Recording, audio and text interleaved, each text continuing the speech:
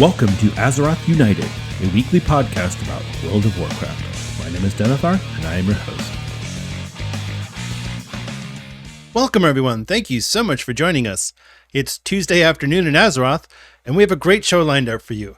It's Patch Day! Happy Patch Day! That's right, patch 11.2.5 is making its way towards live servers. Not quite up yet, but I'm sure by the time you listen to this, it will be. This patch is going to contain the Legion Remix game mode thing. Seems to be a lot bigger than Miss Pandaria Remix, so pretty excited about this one, as well as some UI customization updates for the cooldown manager and a couple of other things. So yeah, it's going to be a good patch, I hope. I guess we'll see. For me personally, I'm very excited about Legion Remix. I'll tell you, I did Miss Pandaria Remix and it was fun.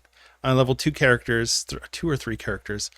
But this one I'm so excited about because it's not just Legion Remix and doing the whole remix game mode, but it's the opportunity to go back and get all of those things that I didn't get in Legion and hopefully get them in a lot easier way.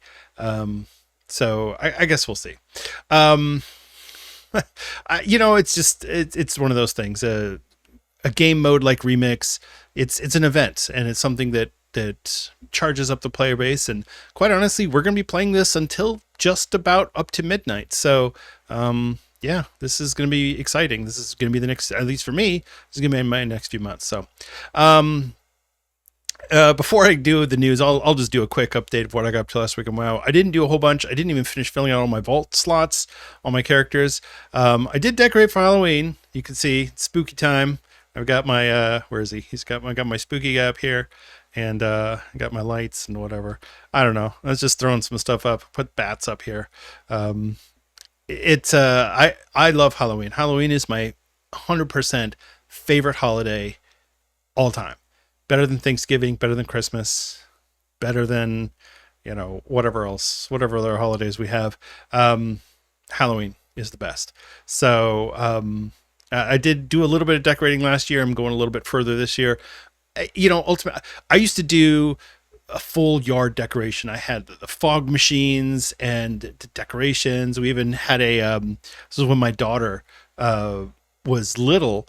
We took one of her old outfits and we stuffed it with like rags and whatnot and propped it up on a bicycle and then put like a skull face on it. We called it, her evil twin or whatever. So, it was fun. Those days were good when the kids were little. And, I also lived in a neighborhood that had walk-through. So trick-or-treaters would actually come by. Now that I live in a cul-de-sac, we're not getting any trick-or-treaters. So I'm not putting all that work into I might put up some lights outside or something, but I'm not trying to draw anybody in. It's not going to happen. So anyway, yeah, I didn't do a whole bunch in WoW. I'll tell you right now, it logged back onto Anniversary for the first time since I quit raiding. And it's just weird seeing everybody prepping for Nax. I mean, that's like all anybody's doing, which is odd because I remember back in original vanilla, this is 2006. Yeah, 2006. When people were doing Nax, there were still tons of guilds that were running Blackwing Lair and doing Zul'Gurub runs, and even some people doing Molten Core. Now everybody's doing Nax. That's it. Everybody Nax. And I'm laughing at all the memes that are showing up on Reddit of people who are complaining about the high cost of consumables for raiding Nax. It's like, well, yes, that's why everybody thinks Nax is so easy, because you're going crazy on consumables. If you walked in there, just you and your gear, and no world buffs, no flasks, none of this other stuff, you just showed up, it's a very different experience. The Nax is hard. It is hard. And it's not that the mechanics are complicated. That's not it. Everything hits hard. It's very punishing. If you make a mistake on a simple mechanic, you will die. It's just, and it gives you no leeway. Like the Loatheb fight, there's no leeway there. There's no way to cheese it. You just have to plan ahead and figure out how you're going to coordinate your heals.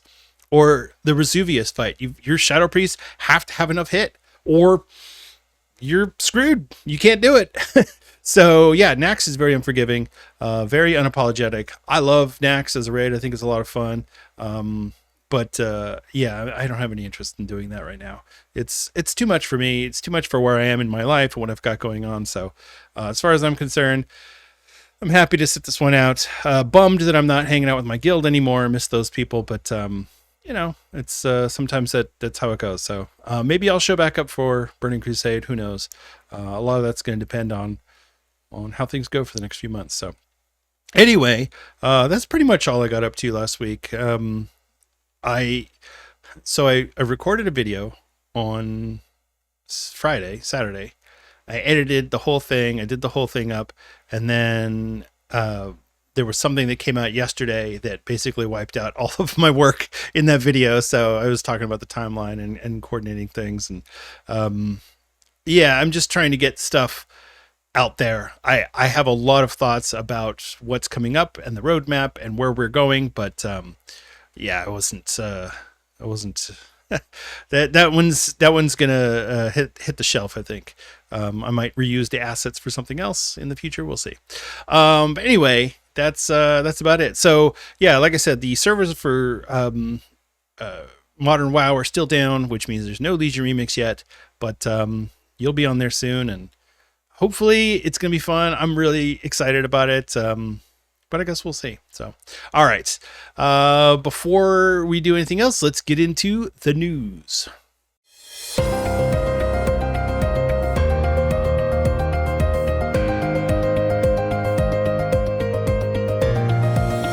It's time for the news. In Blizzard news, so there's really just not a lot of classic news right now, other than the fact that the Phase 6 of the anniversary servers went live, the Nax patch, if you will, the Scourge Invasion and all that. No news yet on where we're going with Miss Pandaria and when Throne of Thunder might be out. I'm personally guessing about 8 weeks from now. That's my guess, but we'll see. We'll see how that goes. Like I said, I just did a whole video that is ended up not getting released, or maybe I'll retool it and re-record some of the parts. But anyway, the whole point is there's nothing going on right now in Classic. It's very quiet. The only thing that was, and it's not even really news, there was a new build that was put up on the encrypted vendor server for Classic, patch 1.15.8. We don't know if that's some sort of build for Anniversary Classic, or if that's something else. People were saying, oh, it's a new Season of Discovery patch. I don't know if that's the case. But it's almost not even really news, so we're just going to move on. If something comes of it, we'll talk about it. All right, in the War Within, so we got the announcement for the new meta achievement for the War Within. So we've been waiting for this. This is something that people have been wanting. They're like, what's the meta achievement going to be? What am I going to have to do? This one actually seems like it's pretty basic. So the achievement is called World Soul Searching, which is very clever. Your rewards are the Gear Grinder MK11 mount, which is from Vexy and the Gear Grinders. That's a really cool mount. If you want to know what that looks like, just look up Vexy and the Gear Grinders and that giant tank looking thing. That's what you get. And then you also get a replica Dark Heart of Galakron for your house. So that'll be really cool. You can put the Dark Heart up on as a decoration. It's a replica, don't worry. So that'll be cool. The requirements for this achievement, so you have to do all 3 raids completed: Nerebar Palace, Liberation of Undermind, and Mana Forge Omega. And then you have to do some of the other meta achievements that have already been released. All that Kaz, You Zal Not Pass, The War Within Pathfinder, Glory of the Delver, Going Goblin Mode, Owner of a Radiant Heart, which is for Light's Radiance, and then Unraveled and Persevering, which is for the current content in Karesh. So if you do all that, you finish all of those achievements, you'll get your mounts, you'll get your decoration for the house, and it'll be really cool.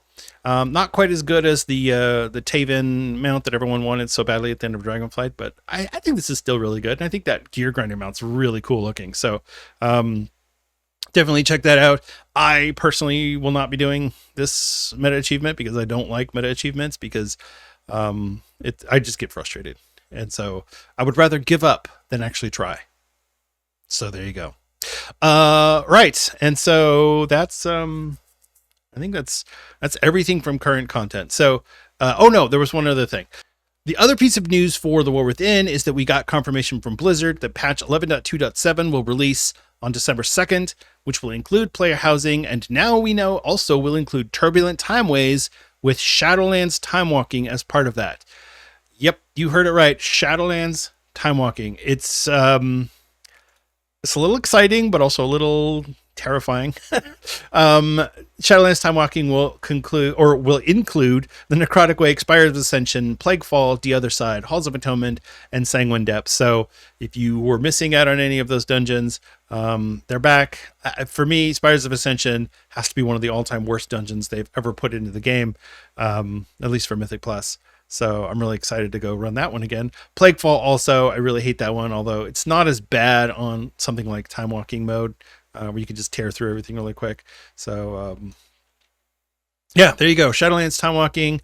So we're pretty much all caught up on time walking. Now we've got, maybe in Midnight we'll end up with some Dragonflight time walking. I don't know. That would be really weird. But yeah, Shadowlands time walking. So 10 weeks for Turbulent Timeways. That one's really interesting. First of all, your choice for the mount for doing Turbulent Timeways, you get to choose one of the 4 Covenants mount. So whether you choose the Kyrian one or the whoever, it doesn't matter. You get to pick one of those mounts. So that's kind of cool. The other thing though that's really interesting with this timing wise, so we're going to assume that we're not going to start pre-patch during Turbulent Timeways.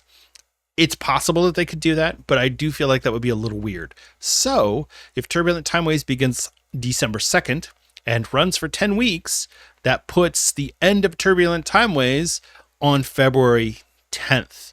So February 10th, if Turbulent Timeways ends at reset and then we get the pre-patch events, that would be very interesting because that gives us, if we go with the 5-week, which is what Blizzard has been doing the last few expansions, a 5-week pre-patch puts us on March 16th for the release of Midnight, which means March 12th or 13th would be the early access date. So everybody was speculating early March, late February.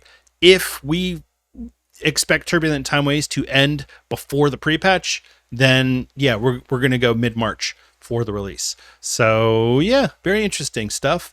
Hopefully there will be some more information being revealed soon about that. But I would imagine that at this point, Blizzard is scrambling to get things lined up. They don't need to finish everything before they announce the date. They just need to have certain milestones completed. Once they do that, then they can feel comfortable announcing the date and saying, okay, here's where it's going to happen.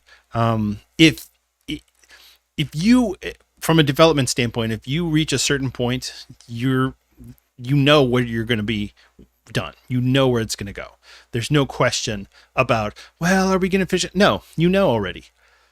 And they're going to start marking items as, okay, this is going to get cleaned up in the .5 patch. This is going to get cleaned up in the .7 patch. They know already that things that aren't going to be finished, they can deal with them later. That's the way that Blizzard has been doing things since Dragonflight, basically, where they don't need to finish everything up front. They can finish it later, which is why we get these reworks in the middle of a season, which seem odd during a Mythic Plus season, but also it makes sense. I would rather have it get cleaned up in a .5 patch than wait until the next full patch cycle goes through. So anyway, that's my thoughts on that. I don't know. It's I'm really excited that we potentially have a release date for Midnight, March 16th. But again, we don't know for sure. All right. Speaking of Midnight, let's talk about some things that have been put out there. So I started to go through all of the class changes in the patch notes, and I realized very quickly it's way too many class changes for me to do all at once. It's 40 specializations, 13 classes. I don't have the capability for that. At least not right now.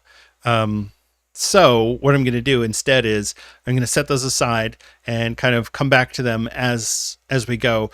Really what I want to do is I want to be able to talk about philosophically the class changes and some of the key components. So if you're playing a Frost Mage, or if you're playing a Fire or a Blood DK, or your whatever Beast Mastery Hunter, you understand what's going to change in your gameplay and what's not going to change. What cooldowns you're going to lose, what cooldowns you're going to gain or how things are going to be combined. So yeah, that's a lot of work because you have to go through all the patch notes and understand each class. So I might not do them all. I might do some highlights of the classes that I know really well and that I play. We'll see. For the War Within, I did highlight some of the hero talents for some of the classes, but I didn't do all of them. And so I'll probably end up doing something similar to that for Midnight. But that'll be in the next couple of weeks because I have to, like I said, I have to go through that. And then as things go, I'm going to get more and more information because it's an alpha build, so things are going to change very rapidly. So just keep that in mind as we proceed. All right, some of the other things that have come out. So the big one, obviously add-ons. We're going to talk about that in the main topic of the week. That's a whole topic in and of itself, so we'll pause on add-ons for now. There was a conversation about the tier set transmog collection. So what Blizzard said was, if once you get a piece of tier in Midnight, if let's say it's hero track, you will learn everything below that, which we talked about that last week. But what they said was, once you've picked up a piece of tier set, you cannot learn the higher level by maxing it out or by upgrading it to a certain point, which is what people can do currently. So currently, if you buy or if you get the hero track tier, say from a delve, and then you go and you upgrade it all the way. Once you upgrade it all the way, you'll get I think it's 5 out of 6, you'll get the myth track appearance for that tier set. Well, Blizzard said that wasn't going to happen, and people went crazy. And really what it boiled down to, and the argument that most people used on the forums and Reddit and Twitter, was delvers don't have access to the myth track gear at all. The only way to get myth track gear is to do either a 10 keystone or mythic raid. And so we're talking about appearances here. We're not talking about, I want myth track gear. So what Blizzard said, the reason that Blizzard did that is because what they're changing is that each track of gear, so veteran track, champion track, whatever they're going to be called, if they're going to change those around, they're going to have a distinct token or a crest that will upgrade that type of gear. So you're going to have a veteran crest, which will upgrade veteran gear all the way from 1 to 8. Same thing with a champion crest, all the way from 1 to 8, a hero crest, all the way from 1 to 6. So you understand. And so Blizzard was like, well, we don't want you to be able to upgrade something with the lower level of crest. We want you to have to get the higher level of crest, which won't upgrade so there was a little bit of a disconnect there. So what Blizzard said was fine. If you upgrade a piece of gear all the way and you max it out, 6 out of 6, 8 out of 8, whatever it is, then you will learn the next appearance, which I think is fair. So people were relieved, obviously, but that also gave us a hint as to their plans for the upgrade system, because currently it's really complicated because you say, okay, well, I have a piece of veteran gear, so I need weathered crests to upgrade 1 through 4, and then I need carved crests to upgrade from 5 to 8, which is odd because you can't just do something. You've got to, now I have to do a different type of activity to get a different type of crest to upgrade. And right now, carved crests are really hard to get. They are just not very common. So many of the activities that used to give carved crests will now give weathered crests. So I feel like carved crests should be one of those things that if I'm getting champion track gear, I should be also getting carved crests or the equivalent. If that's the only thing that's going to upgrade them.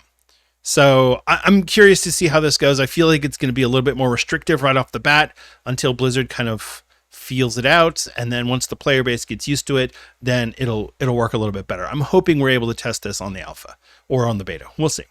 All right. Speaking of the alpha, so there's been a couple of things that have popped up that we don't have any confirmation of, and so I don't want to report on them because it's as far as I'm concerned right now, it might as well be something that Blizzard thought about implementing but didn't. But the one thing that I will mention here, and I posted this on our Discord server. You can get to the Discord by going to AzerothUnitedPod.com. On the Discord server, I posted this. It's a thing that you can use for single-minded fury. You can equip two-handed weapons as a fury warrior, right? So if you are a fury warrior, you wear two-handed weapons. It does more damage. It gives you more stats. It's a better overall deal to use two-handed weapons. But now you'll be able to transmog them with the appearance of one-handed weapons. So if you don't like having two giant swords behind your back or two giant axes behind your back because it looks ridiculous, well, now you can get two tiny axes that go at your hip, and you'll get the same hitting power of two-handed weapons. I think that's really cool. I think that's the type of thing that Blizzard needs to promote more and say, hey, we're doing this for Fury Warriors. Now, of course, on the Discord, Stuglife mentioned that he'd love to go the opposite direction, which is to transmog a two-handed appearance onto a one-handed weapon. Like, for example, if you're tanking, and then you have a giant two-handed weapon that you're tanking with, that would be cool too. But that's not what they're doing. So, there you go. The other thing that Blizzard did mention this, but they didn't say what they were going to do. They said that the engagement for the pet battle system is low, and which we know. People just are not really working with the system. The system itself is old. It's basically from Mists of Pandaria, and while they've done some things to upgrade it, for the most part, it's still the exact same system that was released in 2012. So they are going to be making some changes to it in Midnight, not just for battling, but for pet acquisition as well. So we'll see. They haven't told us exactly what they're going to do yet, but they do recognize that it's something that needs to be addressed and updated. So I think that'll be really cool. So the final thing that I wanted to mention is, so for the alpha test, again, I didn't get into the alpha, unfortunately, at least not yet. So the alpha test went live on October 2nd. And the way that Blizzard has started to do alpha testing now is, instead of just saying, hey, jump on and poke around and see what you like, they're giving very focused testing, which means that every phase of the alpha test is a specific thing that they want you to evaluate. So for example, phase 1, which started on October 2nd, you are supposed to be testing Eversong Woods, the story campaign, the level up campaign, Eretor, the Arcantina, and the local stories, player housing, 2 dungeons, Windrunner Spire and Murder Row, 3 delves, Collegiate Calamity, Parhelion Plaza, and the Dark Way. Man, these names are going to be fun. The new Delve Companion, Valir Sanguinar, the Devourer Demon Hunter class, and some class updates, profession updates, and whatnot. So that's phase 1 of the alpha test. That's it. That's all we're testing. We're not testing the item upgrade system. We're not testing all the other dungeons, the raid, anything like that. Okay. It's only up to level 83, right? So for phase 2 of the alpha, what they're doing is they're going to allow players to level up to 88. It's going to include Zulaman, the story and quests for that zone. It's going to include 2 dungeons, Den of Nalarak and Mizara Caverns, 2 delves, Twilight Crypts, and Atal Aman. And then for phase 3, it's still going to be level 88, but then that we're going to go into Harandar and Eversong Woods again. We're going to go story and quests for those zones. We're going to do the dungeon, the Blinding Veil, delves, the Grudge Pit, and the Gulf of Memory, and user interface updates, Midnight Alpha Phase 4, which will be level 90, Voidstorm, Voidscar Arena, Nexus Point Zenith, Magister's Terrace are the dungeons. The delves are Shadowguard Point and Sunkiller Sanctum. We're going to do the new PvP zone, Slayer's Rise, and the new Battleground, the Apex talents, and then the final phase, which will be pretty much everything. It's going to add on all of the rest of the dungeons, the rest of the delves, and sparks for professions. So all this to be said, they are doing very focused testing. Now this could be done very quickly, but we know that we already know that they're doing 10 weeks of Turbulent Timeways, which means that we're probably not getting a pre-patch until mid-February, which means that we have several months of testing ahead of us. And I think Blizzard is in a really good space as far as the testing goes. So I'm really optimistic about, I know some people have been like, oh, Midnight, they're rushing it. And no, I think that they're doing it exactly the way they need to. So, all right. Let's move on to what's going on this week in World of Warcraft.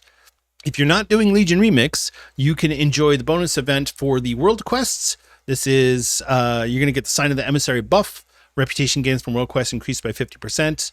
And then you will complete the quest The World Awaits from Archivist for Thrune in Dornagal to complete 10 world quests in Khazalgar. And you will be rewarded with 2,500 reputation for the faction of your choice. So if you have not maxed out any of your factions, this is a great one to do. 10 world quests is really quick. So there you go. The PvP brawl for the week is Gravity Lapse. Gravity getting you down? Step into the eye of storm and be prepared for a whole new enlightening experience. Every minute, players on the battlefield will find themselves launched into the air, only to gently fall toward the ground again in a perpetual aerial ballet as they try to accrue enough resources to take the win home for their team. When you zone in, you'll pick up the quest Something Different to win a PvP brawl, and you will be rewarded with Conquest, Honor, and Marks of Honor. So there you go. As far as other events go, the Great Gnomergon Run will be taking place on October 11th. Join the gnomes as they celebrate their unrelenting moxie, race across the Eastern Kingdoms from Gnomergon down to Booty Bay. This is one of the weirdest micro holidays that we have. So you start in Dunmorrow, go to Ironforge, take the Deeper Train to Stormwind, go through Elwyn Forest to Duskwood to Stranglethorn Vale, all the way down to Booty Bay. And there's checkpoints all along the way. So there's actually a quest that you have to start it, go through every checkpoint, and then complete it in Booty Bay.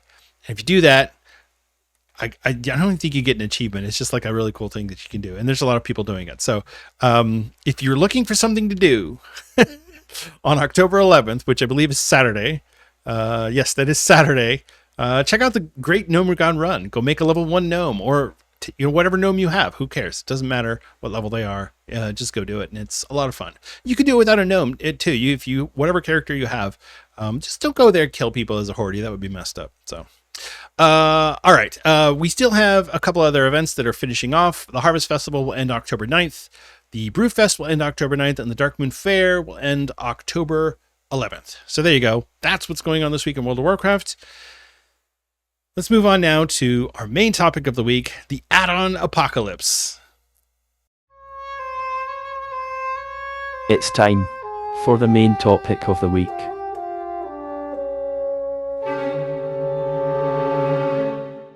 So I went through this and I wasn't sure how to approach it because there's a lot of information all over the place and it's really hard to track down.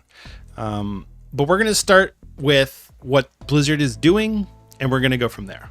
So first off, Blizzard has announced that they will be making some restrictions on add-ons in the World of Warcraft Midnight expansion.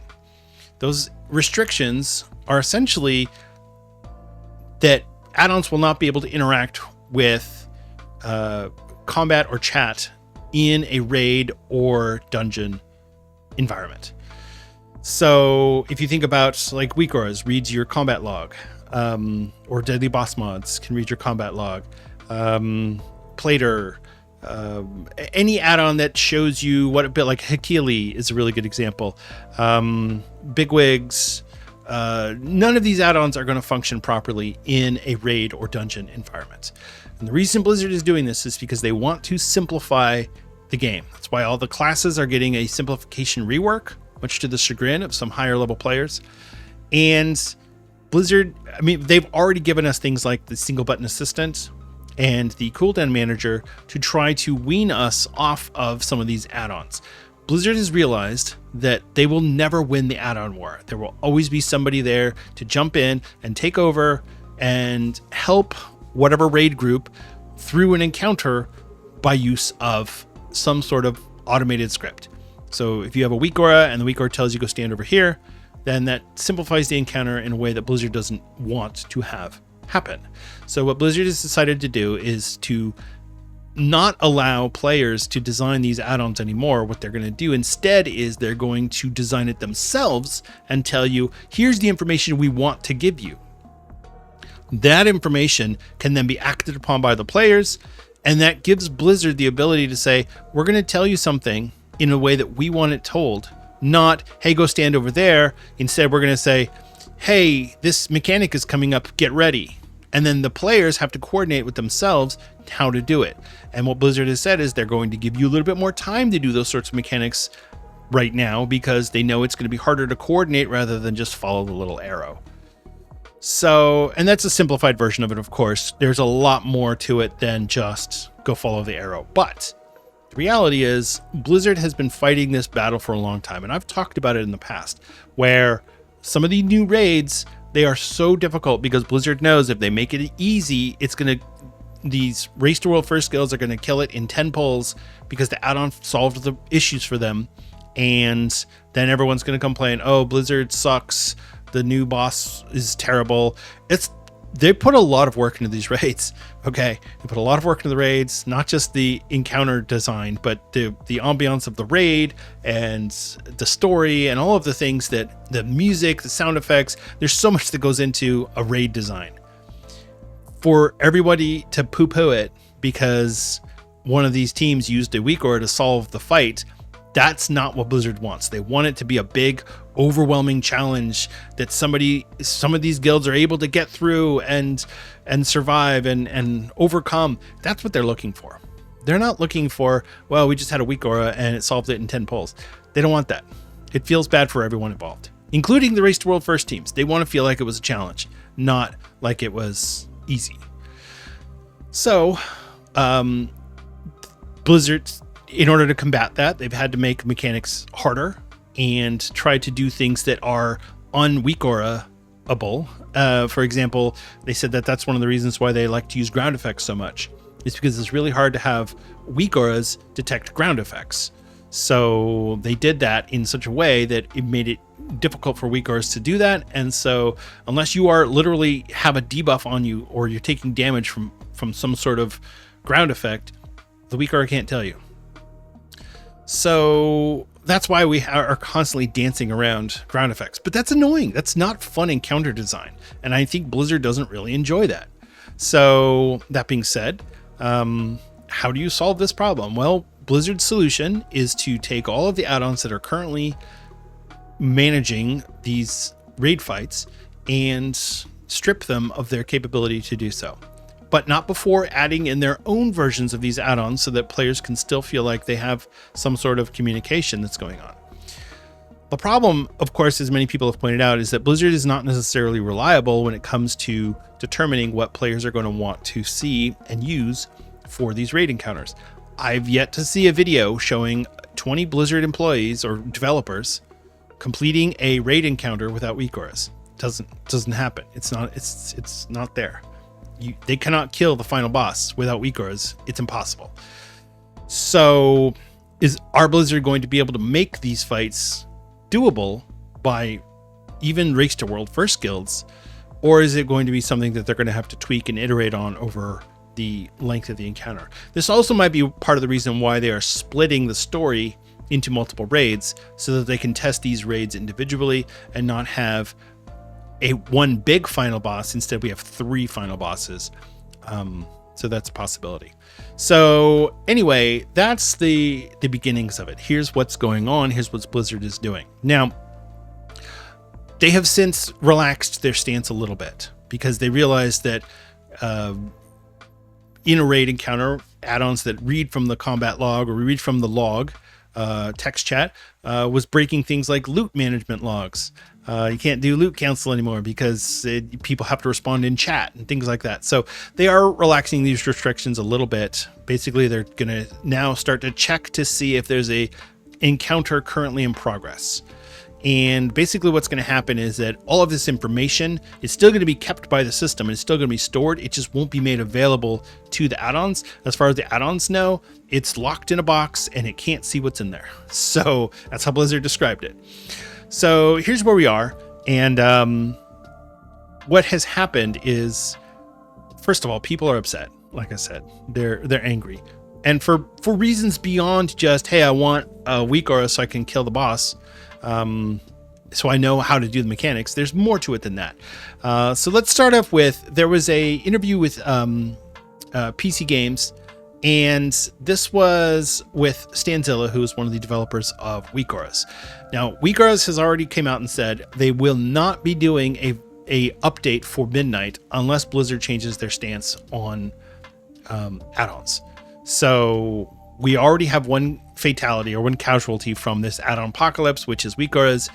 It will still be made available for Classic, but it will no longer be made available for Modern WoW as of right now. So the one quote I wanted to bring out from this, which I thought was very interesting, from the article, it says, "I'd say we went through the stages of grief pretty quickly," Stanzilla tells me. "It was pretty clear around the time we received the PDF with more details from Blizzard's developer team, and 99% clear after we did some tests after the alpha servers went up. WoW game director Ian Hazacostas might have claimed that Blizzard had no intent to kill weak auras, but the team felt differently. It seems the core value proposition of weak auras isn't compatible with the direction Blizzard is taking the game. That's a pretty bold statement. The core value proposition of weak auras isn't compatible with the direction Blizzard is taking the game. See, that right there is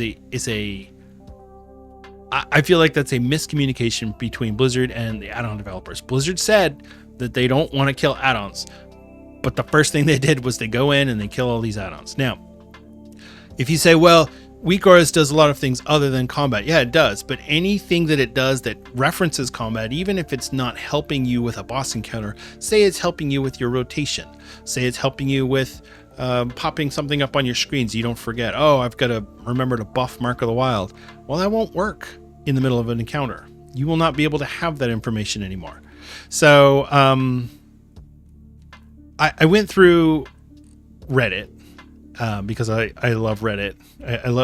I love to hate read Reddit. And it was interesting because there was a couple different ways that people went about it. There was the, yes, this is good, or this is terrible, or I hate everything.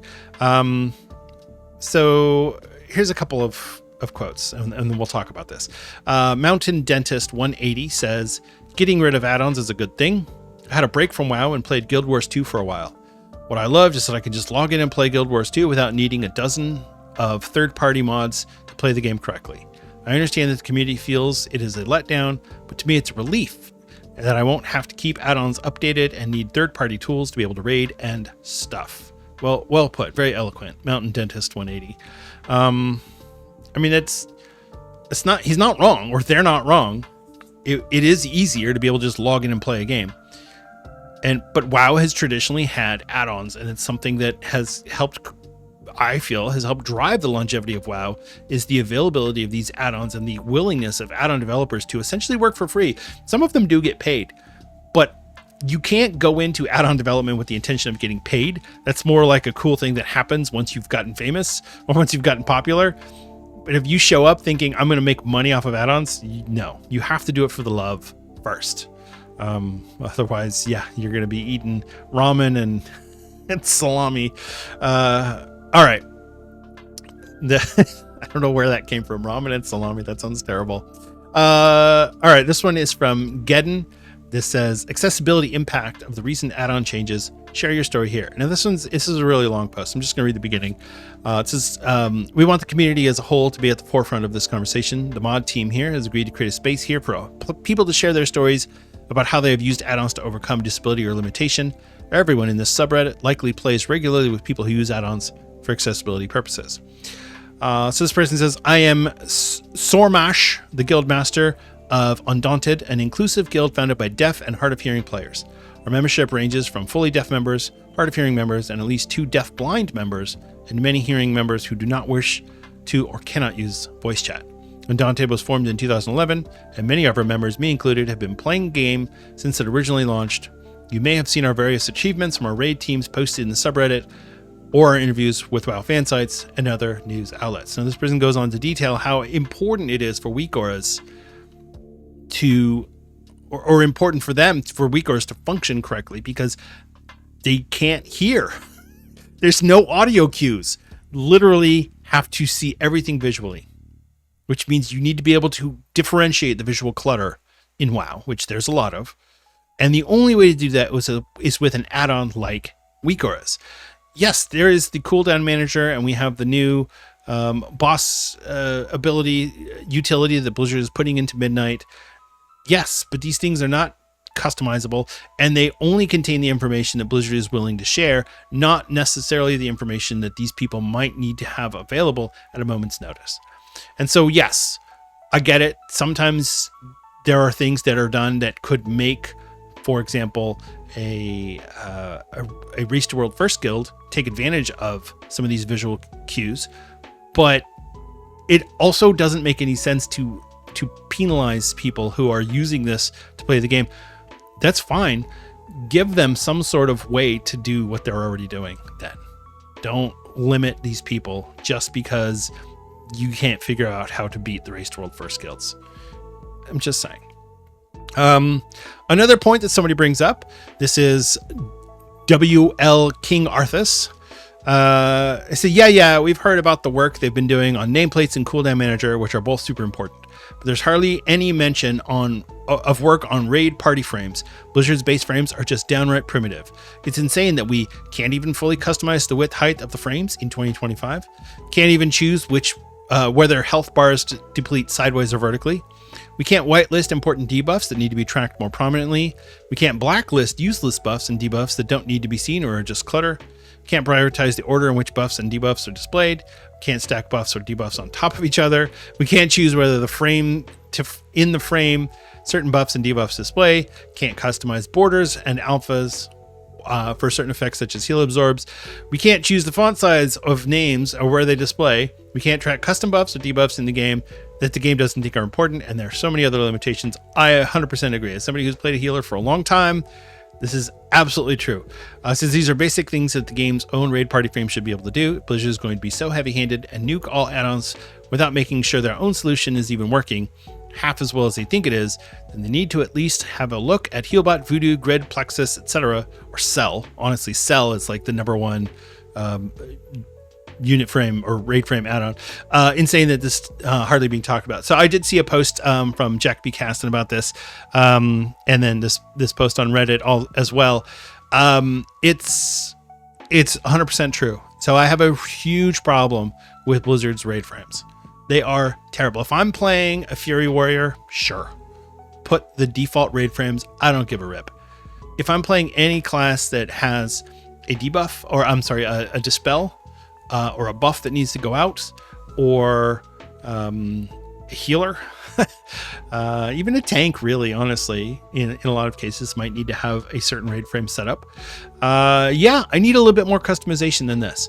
And we don't know exactly how all of the various raid frame add-ons are going to function, but I would assume that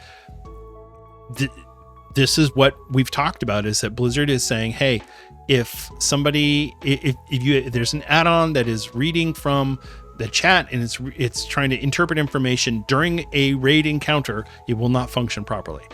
And that's exactly what we need to know. We need to know whether or not this is going to work. And we already have one add-on that said, you know what, screw it, we're not updating for Midnight.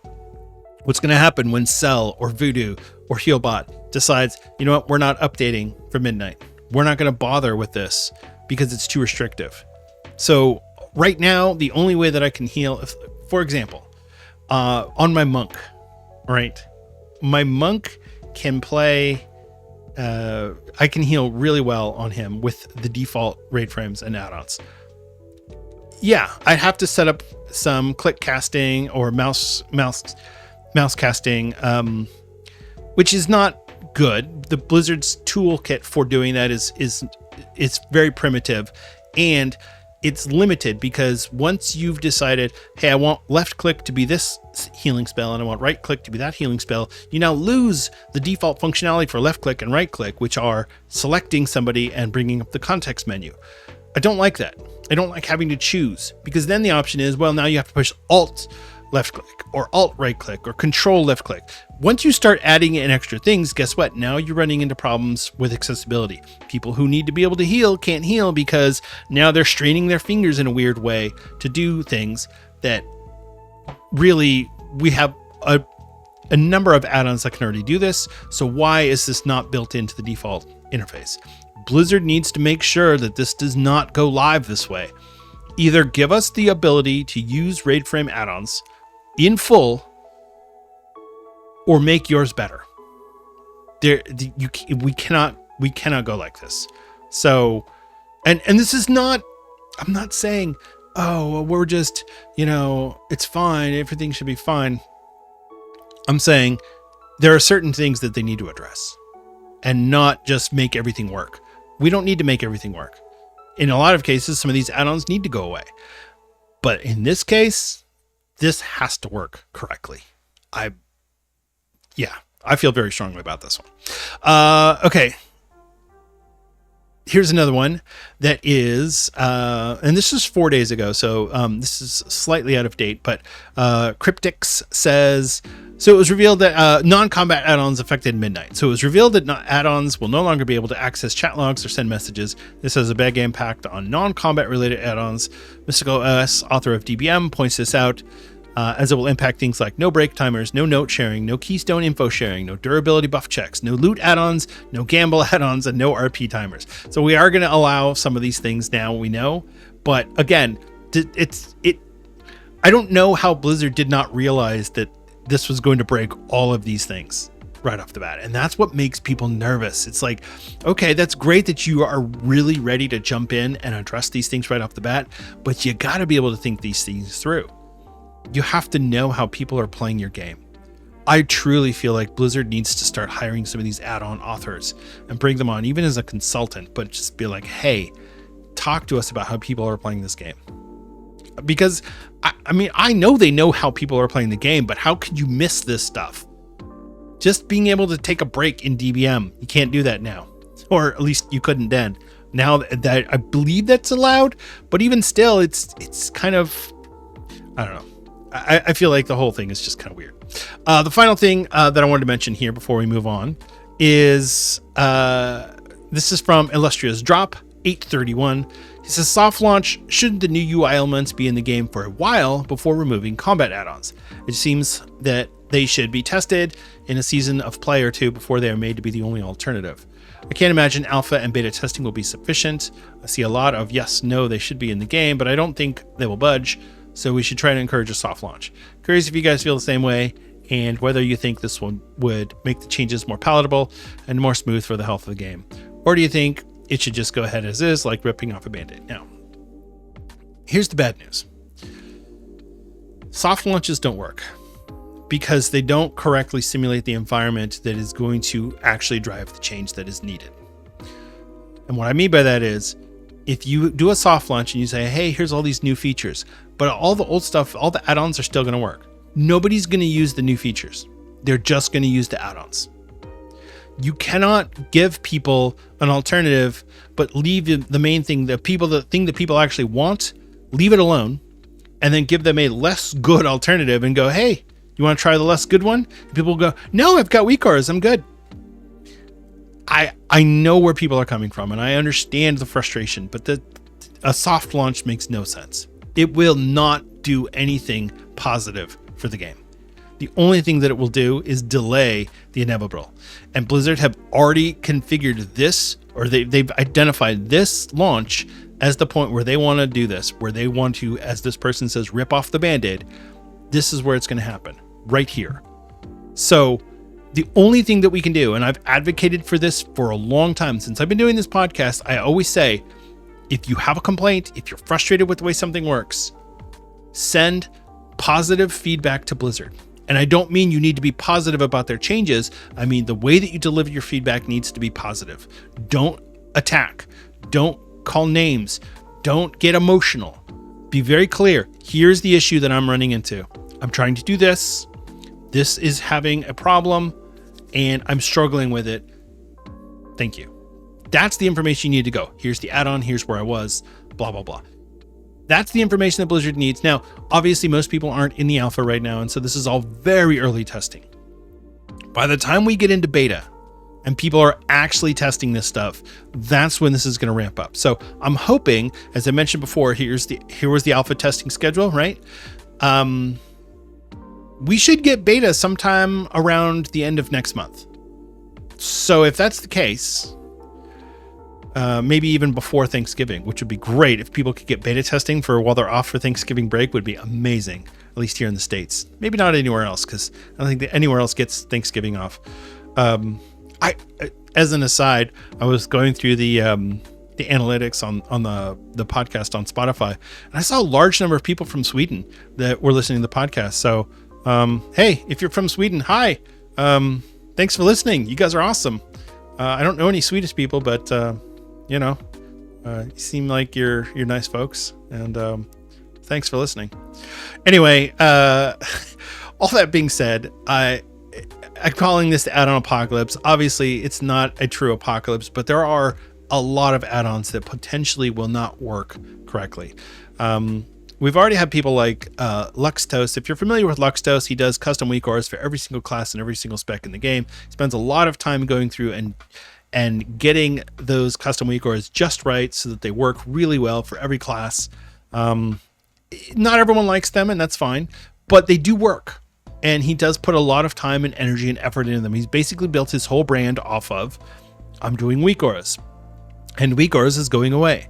So he's pivoting and he's going through and he's going to do full custom cooldown manager configs for people, because with the new cooldown manager, you'll be able to do things like sounds and alerts and whatnot. So he's doing that. And I think that's great, but it's unfortunate that people have to pivot this is people's livelihood in some cases, especially streamers and things like that. These people are making their living off of this game, and Blizzard is essentially tearing that out. Now, Blizzard doesn't owe them anything, and anytime you've created a career, you need to be ready to move on to something else if there's the potential for, it's like complaining about, there was a video I saw, a short where they were making fun of Kodak for turning their nose up at the digital camera because they sell film. Why would we want to support digital? Well, guess what? Film is now a novelty and everybody uses digital cameras. So, you could have gotten in on the beginning of that, but you chose not to. Not every industry is going to stay around forever. And if it does, it's not going to stay relevant forever. So it's important to remember that if you are making your living off of World of Warcraft in an ancillary capacity like add-ons, that's something that could be taken away at any moment. Even if you're making your living off of streaming, say World of Warcraft, there's a lot of streamers who have started diversifying recently because they can't make a living off of just one game anymore. So it's a challenge. So I think ultimately the UI interface for Midnight is going to be messy. I think for the entirety of the expansion, we're going to have hiccups and road bumps all along the way. But what I'm really hoping is that Blizzard has enough agility to be able to say, okay, we're going to implement this, and as soon as we run into an issue, we're going to jump on it right away. That's what I'm hoping for, because anything else is just going to be frustrating and is going to drive people away. So are we going to have an add-on apocalypse? Yeah, we are. Some add-ons are just not going to work, and I'm sure you're going to have plenty of add-on developers who are going to either A, just stop developing their add-on altogether like weak auras, or B, have to pivot and do something completely different like Luxtos is doing.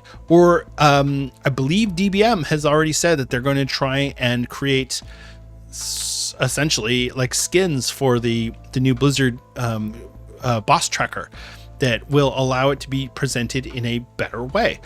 I don't know if that's going to be possible. I don't know how likely that is, but that's what people are suggesting that they're going to be doing. So we'll have to see. We'll have to see how it goes. I personally am really happy from a player standpoint to not have to deal with add-ons anymore. Add-ons are so frustrating. I'd love to be able to have something that's just built into the interface and I never have to worry about updating all of my 200 add-ons anymore. I'll have 8 or 10 quality of life add-ons that I keep, and that'll be that. And I'll be happy with that. That being said, I'm not raiding. I'm not doing endgame content. I'm not even doing Mythic Plus at this point. So is that going to be frustrating for those people who are going into this essentially raw and naked? Yeah, that's going to be frustrating and maybe a little scary. So I do feel bad for the people that are for the suffering. And I mean that, tongue in cheek and sincerely at the same time. It is going to be hard, but we're playing a video game here. So let's just remember that. Let's keep that in mind. At the end of the day, if your add-ons don't work, what's going to happen? You just move on. So, all right, that's going to wrap up our show for today. Thank you so much for listening and for watching. I really do appreciate it. It is always a pleasure and a privilege for me to get on this microphone and speak to you. It's been fun kind of going through all of the news for Midnight and what's going on in game and really trying to get a handle on everything. I am frustrated still that I'm not at a place where I can get an alpha invite, but I do understand podcasting is just not what Blizzard is focused on. And so, yeah, it's unfortunate, but that's the reality. And so I guess it is what it is. If I were to start doing more YouTube videos and more streaming, that might change. But as of right now, I don't know that I'm going to be doing that. I might start streaming some for Legion Remix, but that's just for fun. That's really nothing serious. So anyway, thank you again. Really appreciate it. If you're enjoying the show and you'd like to help us out, there's a couple of ways you could do that. You could consider leaving us a 5-star rating and review on Apple Podcasts or Spotify. Those really help out with the distribution. Any podcast app that allows you to vote would be great, but Spotify and Apple Podcasts are by far the two biggest ones. So that's the ones that you need to focus on. The other big one, the third one in the list is YouTube Music, which replaced the old Google Podcast. It's not as good as Google Podcast, but it still works, and a lot of people watch on YouTube. So if you're watching this on YouTube, you could help us out by giving us a like and a comment or a subscribe. That would also really, really help. Just throwing out a comment really makes me, it's a really quick and easy way to interact. YouTube comment, just like, done. You don't have to sign up for a Spotify account. You don't have to do all that stuff. Everybody already has a YouTube account. So those really help. The other way that you could help out is you could consider joining our Patreon. Patreon is where people can give their real life money to help out with the production of the show. We have 3 different tiers of patrons. We've got our free tier, we've got our basic tier, and then we've got our friend of the show tier. And the friend of the show tier are people who, like I said, they're helping out with the production. They're giving their real life money. I really appreciate it. I never want to be in a position where I feel like I'm demanding of people and expecting money from them to listen to the show. Azeroth United is free. I appreciate the help, and I appreciate the contributions from our members who have signed up and are showing their gratitude for the show and their support. So I really do appreciate it. I'd like to thank our patrons now. We've got Judge Omni, Stuglife, Thelial, Greybeard, and Raven728. Thank you all so much. I really do appreciate it. You all definitely help make Azeroth United possible. So much love from me. And then aside from that, if you want to get a hold of me directly, you can reach out to me. I'm on Twitter at Denethar. I'm also on Blue Sky at Denethar. That will work as well. I don't check Blue Sky as often, but I do check it fairly regularly. So that'll work there as well. I've gone back and forth between, do I have one Twitter account for the podcast and just use that for everything, or do I have separate ones? So I've got 2, and I don't know that I love that, but it is what it is. So that's what's going on there, and I think that's pretty much it. Like I said, I've got some ideas that I want to work on for the show, and I'm hoping to get some of those going by next week. We'll see. The show will probably be doing recordings on Tuesday now, which means the show will release on Wednesday. That's just going to work out better for my schedule as it stands right now, but that'll be in flux, and so we'll see how that goes. It's one of the things that's really frustrating for me is trying to get the solid hour to be able to record, and it's never just an hour. There's stops and there's starts, and I've got to go back and edit things out, and so I have to stop, pause the recording, go look something up, come back. It is what it is. But for the most part, Tuesdays look like they're going to work better for me than Mondays, so I guess we'll see. It doesn't really matter. You'll get your podcast, or you get your show when you get it. So, and that's it. So thank you again for listening. Really do appreciate it. Remember to be good to each other out there. That's a real life person on the other side of that keyboard, and maybe they're really enjoying Legion Remix and you just want to run Mythic Plus. Well, you could do both. You can do Mythic Plus in Legion Remix now. But seriously, be good to each other. It's a real life person, and it never hurts to just smile and be kind to each other. All right, take care. I love you all, and I'll see you in Azeroth.